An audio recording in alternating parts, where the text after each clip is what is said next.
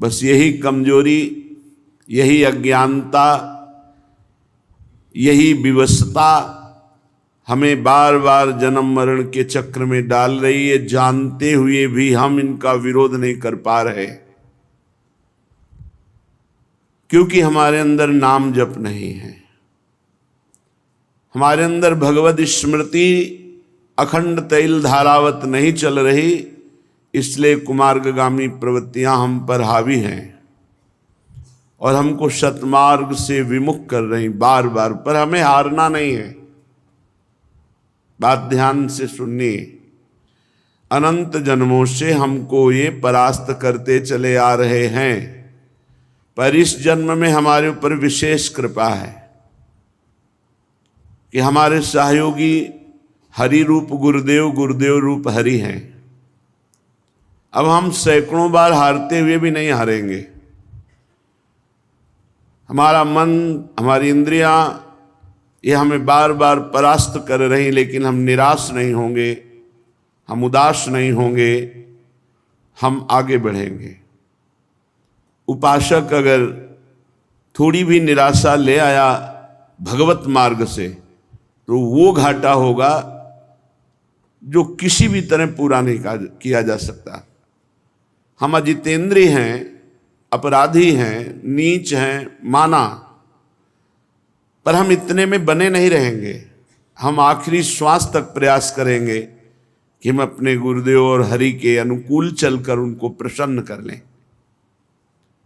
कैसी भी विपत्ति आवे, कैसी भी परिस्थिति आवे, साधक को उत्साहहीन तो कभी होना ही नहीं। ये हमारी प्रार्थना मान लीजिए, क्योंकि ये साल दो साल का खेल नहीं है, ये अनंत जन्मों से हमारा गलत अभ्यास रहा है। साल दो साल से 4 साल से तो भजन मार्ग में लगे हैं, इसलिए पूर्वाभ्यास भगवत महत्व को लघु करके विषय महत्व बढ़ा देता है और हमें गलत आचरणों में, गलत चिंतन में, गलत वार्ता में ये हमें फंसा देता है। ये बड़े बड़े ज्ञानियों की बात कर रहे हैं, अपने तो अज्ञानी हैं।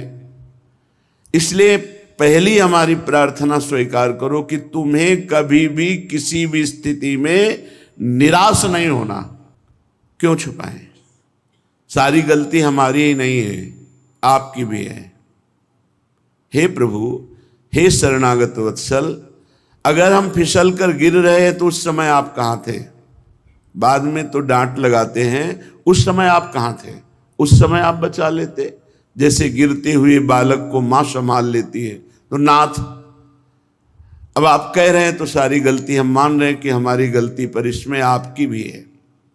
आपका मैं वचन से ही सही, झूठा ही सही, पर आपका शरणागत तो हूं ना, तो आप मुझे बचाएं। मेरी इंद्रिय मन के भोगों की विवशता देख करके आप सह रहे हैं, इसीलिए हम पर हावी हैं। नहीं, जिस दिन आप अपनी दृष्टि से देख लेंगे तो किसी की ताकत नहीं कि हमारी वैष्णवता को, हमारी साधुता को, हमारी शरणागति को कलंकित कर सके। सीम की चाप सके को तासु, बड़ रखवार रमापति जासु। आप बड़े रखवारे हैं, फिर मेरी दुर्दशा है, आप क्यों नहीं देख रहे हैं? नाथ, हमारा आपका संबंध है, संबंध रहेगा, संबंध था, इसे ये इंद्रिय विलासिता या मन विलासिता तोड़ नहीं सकती, ढक भले सकती है।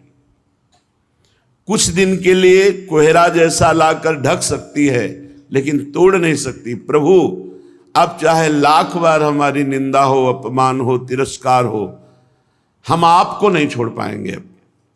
बस इतनी बात हमको समझनी। हम क्यों उत्साहीन हो?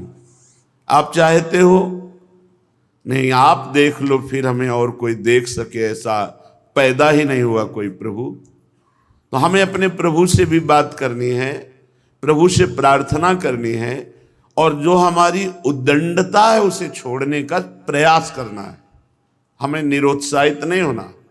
आप अलग हैं, इंद्रिय और मन अलग है, इनका खेल आप नहीं समझ पा रहे हैं, इसलिए तदात्म भाव से स्वीकार करके आप दोषी हैं। अगर साक्षी भाव रहना सीख जाते तो ये गिरा नहीं पाते। इसलिए हर उपासक को कभी गर्व नहीं करना चाहिए और किसी उपासक की दयनीय स्थिति में हंसना नहीं चाहिए, क्योंकि आप कोई सिद्ध नहीं हो गए। कभी भी घूम सकता है चक्र, किसी के भी ऊपर घूम सकता है और सब फैले गिरोगे।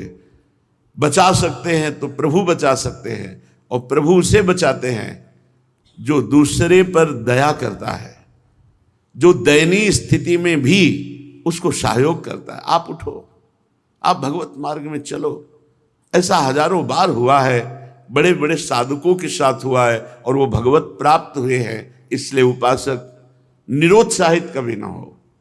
श्रीपाद प्रबोधानंद जी कह रहे हैं, हे वृंदाटवी मातु हा वृंदा काननधीशौ श्री राधा मुरलीधरौ किम स्वापराधैरुपेक्ष एवैषः। हे वृंदाटवी मां, हे वृंदावनाधीश्वर श्री राधा माधव,